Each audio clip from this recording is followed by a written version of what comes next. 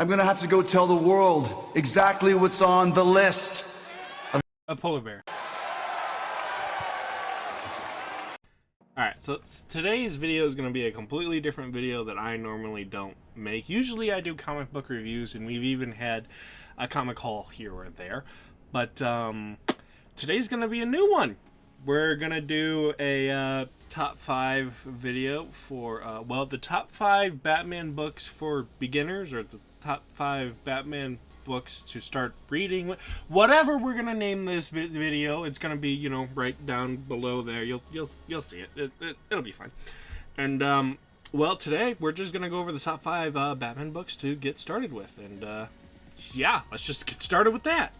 So today at our number 5 spot, it's gonna be the most obvious book, because if I put it at number 1, then you know everybody's gonna know what it is. So today at number 5, we're gonna be looking at Batman Year One. Which is often described as the definitive Batman origin story ever made, and to be honest, it pretty much is. But also, honestly, it's more of a Batman Commissioner Gordon Year One story. Well, he's not a commissioner; he's like a sergeant in this. I think by the end of the book, he's a lieutenant. But anyway, it's a Batman Gordon origin story in terms of Batman and Gordon in Gotham. The story was written by Frank Miller, and the art is by David Mazzucchelli, which I think is how I say his name. I've heard people say Mazzucchelli. I used to say Mazzucchelli, but, you know, that's neither here nor there. But it follows a young Bruce Wayne and James Gordon arriving into Gotham. Bruce, from going around and training, and Gordon transferring from Chicago because internal affairs didn't like him. But this is basically it's more Gotham world building, and showing that even before Batman, that everything was corrupt. The police force, the politicians, the city itself was basically just corruption, which makes sense because, you know, it's in New Jersey. But that's neither here nor there. But which is it's upsetting, you know, because of how there is no more. Basically, the Waynes died, and then everything fell apart. Especially nowadays, since Commissioner Gordon is now a private investigator, not even commissioner of the police anymore, and Batman is kind of wanted, kind of not wanted by the police. So it's a lot has changed since 1986. Let's put it that way. But despite all of that, to summarize this book, yeah, basically it just goes over the corruption and the mob, the Falcone family, mainly. There's the Falcone and the Maronis and all those other families, but this one mainly focuses on the Falcone, and the Maronis are in, well, the next book that we're going to cover.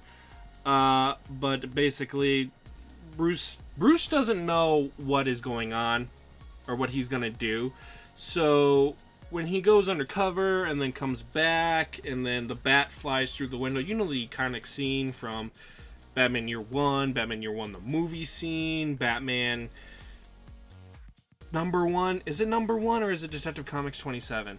No, it's Detective Comics 33. I don't know. It's later on. Maybe it is 20. I don't know. Whatever. It doesn't matter. I'm going to check after, probably. But yeah, that's basically the premise of the first half of the book, is that Batman and Commissioner Gordon are tackling the corruption basically from the police. At least Commissioner Gordon is inside the police, and then Batman is still just trying to figure out what's going on with him. And yeah, I'm not going to give more than that, because I'm going to have a review coming on in the book, and I really think that you should read it on your own. So yeah, that is our number 5 spot, which I explained way too long, but that's alright. So for our number 4 spot is the unofficial but official Year 2 of Batman. So number 4 is basically The Long Halloween, by Jeff Loeb and Tim Sale. If you don't know, there was a Batman Year 2 that came out in Detective Comics that was actually all the covers are by Todd McFarlane, and then half the books are done by Todd McFarlane in terms of art. But that story did not go over well, and it's not a good story.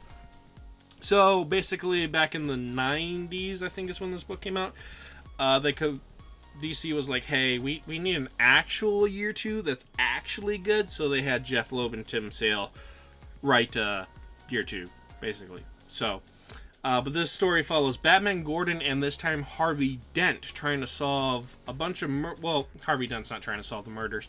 Batman's trying to solve the murders. But Harvey Dent is trying to get the Falcones and the Maronis into jail because, you know, he's the district attorney, so he wants to get all the mobs off the street. But Batman and Gordon are basically trying to solve a bunch of holiday murders that are happening, and starting obviously on Halloween, and most of them are going towards the Falcone family.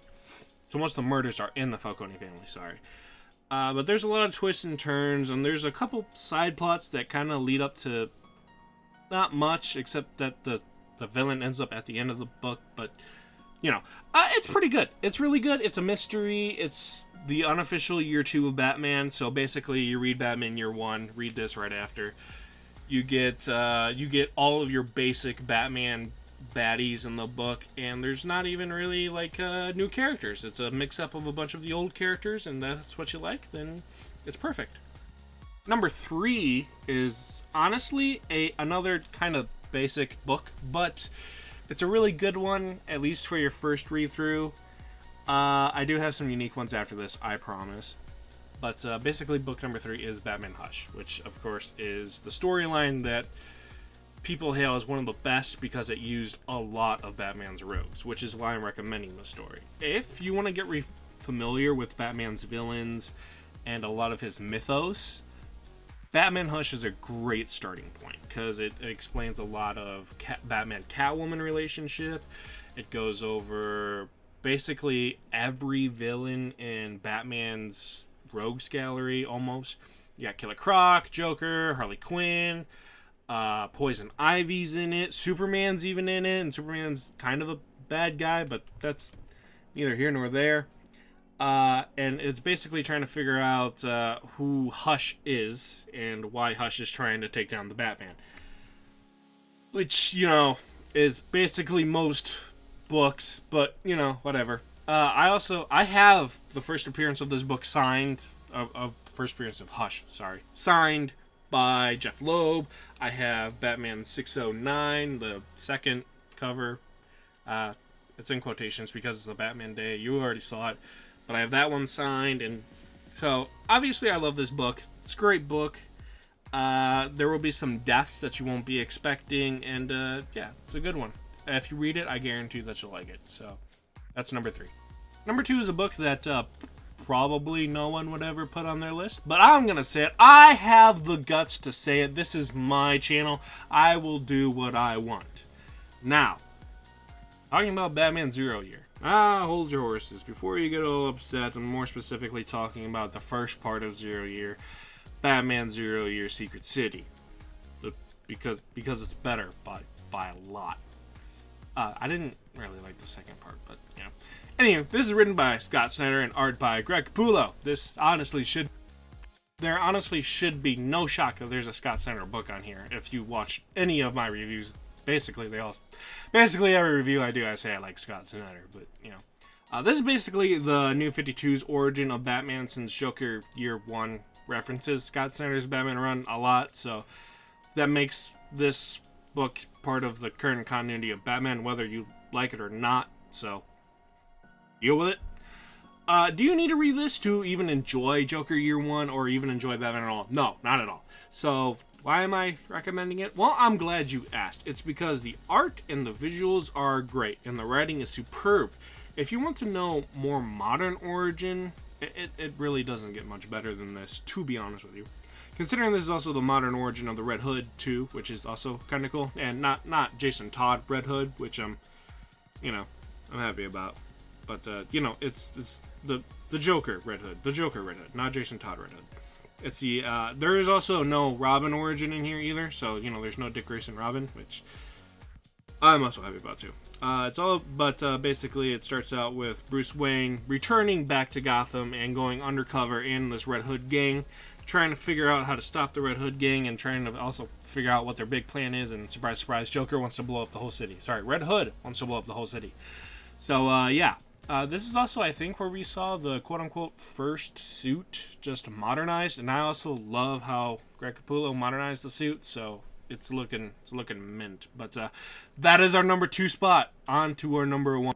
My number 1 pick. I don't even know if it's a good pick for beginners, but I think if you just have a fundamental understanding of Batman, everyone should read this book, and this book is Batman the Court of Owls. Yeah, I know. Before you boo me, let me explain. This book is written by Scott Snyder and art by Greg Capullo. Need I really say more? Oh, I do? Oh, because you don't know, because this is for a new book. Gotcha. Let me explain. This book is more of a history about Gotham City than it is about Batman, to be honest with you. This book is, well, it explains a lot of things that happen within the Gotham City during Batman's time as Batman, even before, because of the mythos of the Court of Owls. If you don't know, the whole point of the Court of Owls is basically it's a bunch of rich people that not rule, but they do everything behind the scenes that happens within Gotham City. You know, the elections, the money. I don't know. I don't know what rich people do, to be honest with you. I don't even know what politicians do, to be honest with you. I don't think most of us do. But they don't deal with like supervillain everyday stuff like they would with normal everyday stuff. So, you know, not dealing with the Joker or anything. But the Talons look awesome. And it's one of my favorite books to read. I'm reading it right now to actually put out a whole comprehensive review out on it. So I'm excited about this. I have like 7 ways of reading this book. I have the trades, the hardcovers, the absolute, the omnibus, the actual comic books itself. I have a reprint of the Night of Oz. I have every single conceivable way of reading this story. Read this story. It is by far... Listen to me right now. If you're going to read any other story of Batman, read this one. It is so good.